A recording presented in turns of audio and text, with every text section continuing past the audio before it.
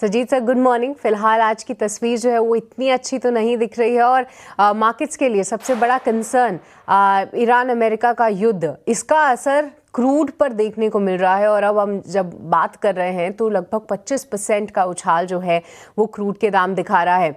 ऐसे में crude sensitive sectors पर इसका इम्पैक्ट तो ज़रूर दिखेगा, बट आपका क्या टेक है? कहाँ पर रखनी चाहिए नज़र और किस सेक्टर्स को सबसे ज़्यादा इम्पैक्ट हो सकता है? देखिए, क्रूड आज के डेट में WTI 109 के ऊपर है और ब्रेंट भी 109 के ऊपर है। पहली बार नहीं है, पर एक दो बार पहले भी हुए हैं। नॉर्मली WTI जो है $5 के डिस्काउंट, $5 से $6 के डिस्काउंट में रहता है ब्रेंट से। और इस बार पहली बार हो रहा है कि WTI जो है वो 109 के ऊपर चला गया और ब्रेंट भी 109 के ऊपर है, बट WTI का रेट या तो इसके बराबर का है या उससे थोड़ा सा ऊपर है। इसका इम्पैक्ट जो है, मैंने जैसे कहा कि एशियाई इकोनॉमीज़ में बहुत बुरी तरह पड़ने वाला है। कारण ये है कि लगभग 90% ऑफ मिडिल ईस्टर्न क्रूड जो स्ट्रेट ऑफ हॉर्मुज़ से निकलता है वो एशियाई मार्केट्स में जाते हैं। हम वहाँ से 60-70% जो LNG निकलता है या गैस निकलती है वो भी एशिया मार्केट में जाती है। भारत का देख ले, 50% क्रूड जो है वो स्ट्रेट ऑफ हॉर्मुज़ से आता है वहाँ पर, और 50% LNG भी वहीं से आती है। और उसके वजह से जो हो रहा है, एक तो ये है कि सप्लाईज हिट हो रही हैं गल्फ़ की। कुवैत ने अपने ऑयल प्रोडक्शन कम कर दिया है।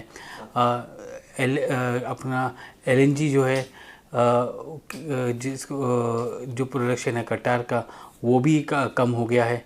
तो ये दोनों को अगर हम देखें तो इसका इम्पैक्ट जो है बहुत बुरी तरह आता है पूरे एशियाई मार्केट में, और भारत में भी इसका इम्पैक्ट देखने को मिलेगा। हाँ, एक रशिया क्रूड अवेलेबल है, पर रशिया क्रूड भी महंगा होता जा रहा है और वहाँ पर जो डिस्काउंट है वो कम होता जा रहा है, तो वो भी एक इम्पैक्ट है। और जिस तरह से अभी हम देख रहे हैं कि राशनिंग हो रही है कि LNG सप्लाईज़ को सिटी गैस में दिया जा रहा है और फर्टिलाइज़र्स को प्रायोरिटी दी जा रही है। इसकी वजह से इंडस्ट्रियल आउटपुट इम्पैक्ट होने की उम्मीद है, क्योंकि इंडस्ट्रीज़ को LNG और गैस नहीं मिलेगा। तो वो भी एक इम्पॉर्टेंट फैक्टर है कि ये ग्रोथ को कैसे इम्पैक्ट करेगा कि चौथी तिमाही में और अगले साल की पहली तिमाही में।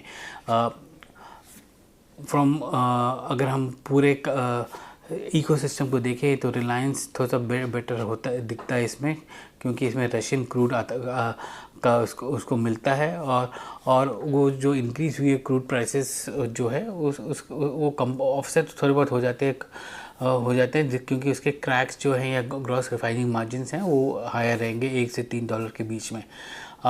सिटी गैस में आपको गुजरात गैस सबसे ज़्यादा इम्पैक्टेड दिखेगा। उसके बाद आपका MGL और IGL आएगा। गेल थोड़ा सा इम्पैक्ट होगा क्योंकि उसके ट्रांसमिशन वॉल्यूम्स गिरेंगे, तो उसकी वजह से उसका रेवेन्यू कम होगा उधर। OMCs में सबसे ज़्यादा प्रॉब्लम ये आएगी कि वो अपने हाइटेंड क्रूड प्राइसेस जो है हम पास ऑन नहीं कर पाएंगे, तो वहाँ पर एक तरह से उनको मार्केटिंग जो उनका मार्जिन है वो वहाँ पर हिट हो ही रहा है। अगर हम LPG की तरफ से देखें तो ओवर द वीकेंड 60 रुपीज़ पर सिलेंडर LPG बढ़ा है, तो थोड़ा सा क्वेश्चन आया है, पर वहाँ पर भी कॉस्ट जो है एक LPG का आज के डेट में 1050 का है। और जो सरकार जो उज्ज्वला स्कीम के लिए जो सब्सिडी देती है वो 300 रुपये की है, तो आज भी कस्टमर को जो है 955 के आसपास का मिलता है वहाँ पर। सो ये वो एक चीज़ है जिसके लिए हमें तैयार रहना पड़ेगा।